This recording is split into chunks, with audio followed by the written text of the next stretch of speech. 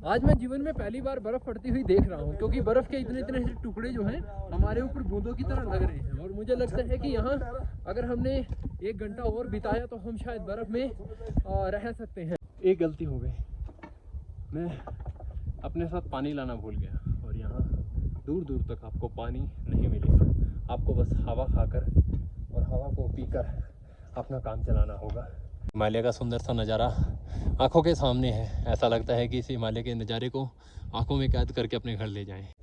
सनातन धर्म के रक्षक, सनातन धर्म के फौजी इस रास्ते से होते हुए जा रहे हैं। और महाराज जी का तो कहना यह है कि इसी रास्ते से भगवान श्री कृष्ण आए हैं, इसी रास्ते से पंच पांडव आए हैं, माँ द्रौपदी आई है और इसी रास्ते से हम जा रहे हैं।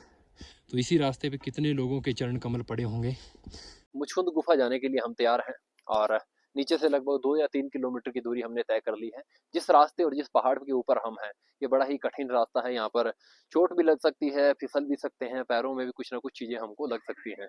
लेकिन संतों के साथ में जो हम चल रहे हैं, इनकी चेतना की मदद लेते हुए हम ऊपर तक चढ़ रहे हैं। अभी आधे रास्ते तक आ चुके हैं और अभी हमें आधा रास्ता और चढ़ना है। और संत जी ये जो हमारे साथ में 4 मूर्तियां हैं, ये कह रहे हैं कि ऊपर गुफा में जाएंगे, वहाँ बहुत कम लोग जा पाते हैं। मतलब कि 1 लाख में से 100 लोग ही हैं जो गिने चुने ऊपर जा सकते हैं। पहाड़ों के इन कठिन रास्तों पर चलना मुझे तो आनंद लगता है। मेरे साथ में 4 महात्मा जी और चल रहे हैं, ये भी बड़ा आनंद लेकर चल रहे हैं। मुचकुंद गुफा जाने के लिए हम तैयार हैं और नीचे से लगभग 2 या 3 किलोमीटर की दूरी हमने तय कर ली है।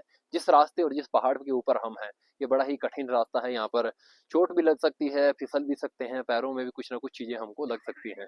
लेकिन संतों के साथ में जो हम चल रहे हैं, इनकी चेतना की मदद लेते हुए हम ऊपर तक चढ़ रहे हैं। अभी आधे रास्ते तक आ चुके हैं और अभी हमें आधा रास्ता और चढ़ना है। और संत जी ये जो हमारे साथ में 4 मूर्तियां हैं, ये कह रहे हैं कि ऊपर गुफा में जाएंगे, वहाँ बहुत कम लोग जा पाते हैं। मतलब कि 1 लाख में से 100 लोग ही हैं जो गिने चुने ऊपर जा सकते हैं। और ऊपर जाकर हम उस गुफा के अंदर भजन भी कर सकते हैं। कहते हैं कि मुचकुंद ऋषि जी को कृष्ण जी के दर्शन यहीं पर हुए थे, या फिर कृष्ण जी को दर्शन मुचकुंद जी के यहीं पर हुए थे, आप कुछ भी कह सकते हैं। मेरे पीछे आप हिमालय की पहाड़ी देख सकते हैं। हर व्यक्ति का एक सपना होता है कि मैं हिमालय में जाऊं और बर्फ से ढके हुए पहाड़ों को देखूं या फिर बर्फ में जाकर खेलूं। तो शायद ये मौका ये बद्रीनाथ के इस धाम पे कहीं ना कहीं लग भी सकता है। और इस वीडियो में बने रहना, क्योंकि इस वीडियो में ज्ञान की काफी सारी चीजें हमको चलते चलते रास्ते में सुनने को मिल सकती है। सनातन धर्म के रक्षक, सनातन धर्म के फौजी इस रास्ते से होते हुए जा रहे हैं। और महाराज जी का तो कहना यह है कि इसी रास्ते से भगवान श्री कृष्ण आए हैं, इसी रास्ते से पंच पांडव आए हैं। तो इसी रास्ते पे कितने लोगों के चरण कमल पड़े होंगे, वो अनुभव करते हुए इस रास्ते पर आगे बढ़ रहे हैं। हिमालय का सुंदर सा नज़ारा आंखों के सामने है। ऐसा लगता है कि इस हिमालय के नज़ारे को आंखों में कैद करके अपने घर ले जाएं।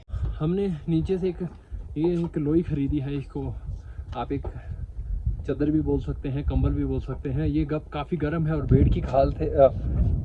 भेड़ के जो बाल होते हैं उससे बना हुआ है। 1100 रुपये का हमको मिला है यहाँ पर। और ये इनका लोकल प्रोडक्ट है। जैसे हमने एक संकल्प लिया है, स्वदेशी अपनाओ देश बचाओ, ये हमने एक संकल्प लिया है। और इसी को चलते हुए हमने, जहाँ ये 500 रुपये की हमको बाहर मिल सकती है, लेकिन हमने हाथ की बनी हुई 1100 रुपये की ये चादर हमने ली है, जो हमारे अनेकों जगहों पे काम आएगी। एक गलती हो गई, मैं अपने साथ पानी लाना भूल गया और यहाँ दूर दूर तक आपको पानी नहीं मिलेगा। आपको बस हवा खाकर और हवा को पीकर अपना काम चलाना होगा। और दूसरी गलती ये हो गई कि कुछ ड्राई फ्रूट भी नहीं लेके आए, क्योंकि कहीं ना कहीं मुझे ये नहीं पता था कि इतना कठिन रास्ता और चीज़ों की इतनी कमी हो सकती है। आप देख रहे हैं माँ सरस्वती हमको यहाँ पर दर्शन देती हैं। और आगे जाकर माणा गांव में माँ सरस्वती और अलकनंदा का संगम होता है दोस्तों। यहीं से फिर आपको देवप्रयाग में फिर बन जाती है माँ गंगा। और अभी कुछ संत आगे जा चुके हैं, कुछ हमारे साथ में हैं। ये सुंदर सा घाटियों का नज़ारा आप देख सकते हैं। यहाँ पर कोई ज़्यादा पक्षी आपको नहीं देखने को मिलेंगे, सिर्फ चील को छोड़कर या फिर बाज को छोड़कर। ये जो आप सामने रोड देख रहे हैं, ये BRO का रोड है, मतलब कि आर्मी का रोड है। इस पे आर्मी की गाड़ी चलती है, क्योंकि इस रास्ते से अगर आप जाते हैं तो आपको चाइना और भारत बॉर्डर मिलता है, जहाँ पर जाने के लिए आपको बहुत बड़ा पास बनवाना पड़ता है। ये जो आप सूखी घास देख रहे हैं, इसको क्या बोलते हैं महाराज जी? को बोलते हैं ममीरा। ममीरा अक्सर आपने देखा होगा, जो सुपेले लोग होते हैं ना, जो सांप रखते हैं, उनके पास में आपको ममीरा का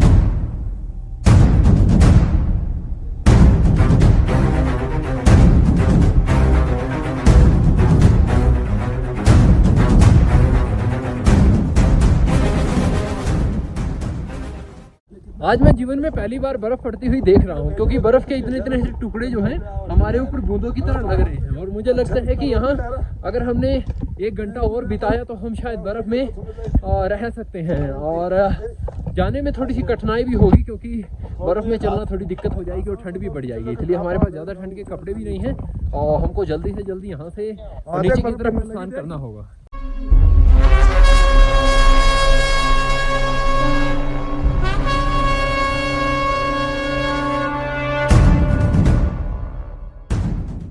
ये देख लीजिए भाई साहब, हम अभी एक गुफा में दर्शन करके आए हैं और यहाँ चढ़ने का रास्ता भी आप देख लीजिए कितना कठिन है और उतरने का रास्ता भी कितना कठिन है।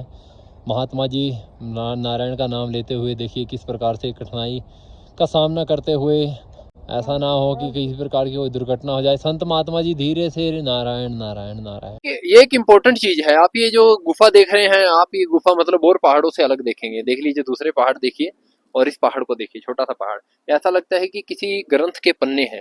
और ये वही गुफा है दोस्तों जहाँ पर बैठकर वेद व्यास जी ने भगवान श्री गणपति भगवान को आदेश दिया था कि तुम यहाँ से महाभारत काव्य को लिखो। और यही वो गुफा है जहाँ पर वेद व्यास जी बैठते थे। एक ऐसी दुकान पे आए हैं जहाँ पर रजनीकांत भी आकर गए हैं, मोदी जी भी आकर गए हैं और बड़े बड़े जो संत समाज है, जो बड़े बड़े आज के समय में कलाकार रहे हैं, वो सारे के सारे इस जगह पर आकर गए हैं। देखिए मोदी जी भी यहाँ इस जगह पर आकर गए हैं। यही है वो श्री वेद व्यास जी की गुफा जहाँ पर बैठकर उन्होंने गणपति भगवान को आदेश किया था कि आप महाभारत के पवित्र काव्य को लिखिए।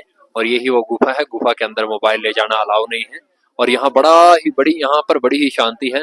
संत जी बैठे हैं। सीताराम महाराज जी जय हो। ये वो गांव है जो भारत का सबसे पहला गांव माना जाता है। यह है गणपति भगवान जी की गुफा जहाँ पर भगवान जी ने बैठकर महाभारत काव्य को लिखा था। दोस्तों आप देख सकते हैं कि पहाड़ों के अंदर जो है बर्फबारी होनी शुरू हो गई है। आपको धुंधला धुंधला सा दिखाई दे रहा होगा। ये बारिश नहीं है बल्कि ये जो बर्फ़ होती है उसके छोटे छोटे कण होते हैं जो कि रोज़ शाम को गिरना शुरू हो जाते हैं। हमारी माना गांव की यात्रा पूरी हुई। मैं अभी भारत के प्रथम गांव में हूं और जहां पर अनेकों प्रकार की संस्कृति हमें देखने को मिलती है। जैसे हाथ से बुने हुए कपड़े आपको देखने को मिलेंगे। ये लोग अपनी ही फैक्ट्री खुद की घर के लगाए बैठे हैं। और ये माता जी देखिए जी, अभी इनकी उम्र पूछते हैं कितने साल हो गई। माता जी प्रणाम। जय बद्री विशाल। शोर ले लें। आप ये क्या बना रहे हो अभी? ये हैं? कान की पट्टी। कितने रुपए की दोगे इसको? 100 रुपये का। बनाने में कितना समय लगता है? 1 दिन लगता है। 1 दिन? ओहो, तो 1 दिन में आप 100 रुपये का काम कर सकते हो। चाय पानी और अलग अलग प्रकार की आप जो सामग्री खाना चाहते हैं ठंड के अंदर, जो भी आपको अच्छा लगता है वो सब कुछ यहाँ पे बहुत ही कम रेट में आपको देखने को मिल जाता है, खाने को मिल जाता है। माना गाँव जहाँ पर हर एक हिंदुस्तानी का आने का एक सपना होता है और मुझे लगता है कि विदेशी लोग भी जो है वो भी देखना चाहते हैं कि भारत का प्रथम गाँव कौन सा है। पहले इसी जगह को भारत का लास्ट गाँव कहा गया कहते थे, लेकिन अब इसको पहला गाँव घोषित कर दिया है। कहते हैं कि यहीं से इसी रास्ते से होते हुए पांडव जो है स्वर्ग के रास्ते गए थे। 5 पांडव में से सिर्फ एक ही पांडव जो कि युधिष्ठिर महाराज जी स्वर्ग पहुंचे थे, बाकी तो यहीं रह गए थे और यहीं पर उनकी समाधि बनी हुई है और यहीं पर उनकी मूर्तियां बनी हुई हैं। कल हम जाएंगे वसुंधरा के दर्शन करने के लिए, वसुंधरा धारा के दर्शन करने के लिए, जिस बीच में हमें पांडवों के वो 5 मूर्तियां देखने को मिलेंगी जो गोल्डन कलर की हैं, जो हमको दर्शाती हैं कि वो स्वर्ग के रास्ते जा रहे थे। वो जो आप पहाड़ देख रहे हैं और वहाँ से लेकर माँ सरस्वती नीले नीले रंग में, और यहाँ पर माता सरस्वती अलकनंदा नदी के साथ में संगम करती है और यहाँ से लुप्त होकर सीधी प्रयागराज में निकलती है। तो दोस्तों यहाँ पर आपको माता सरस्वती के दर्शन होते हैं। इसके बाद में दर्शन आपको सीधे पूरे भारतवर्ष में प्रयागराज को छोड़कर कहीं भी आपके दर्शन नहीं होंगे।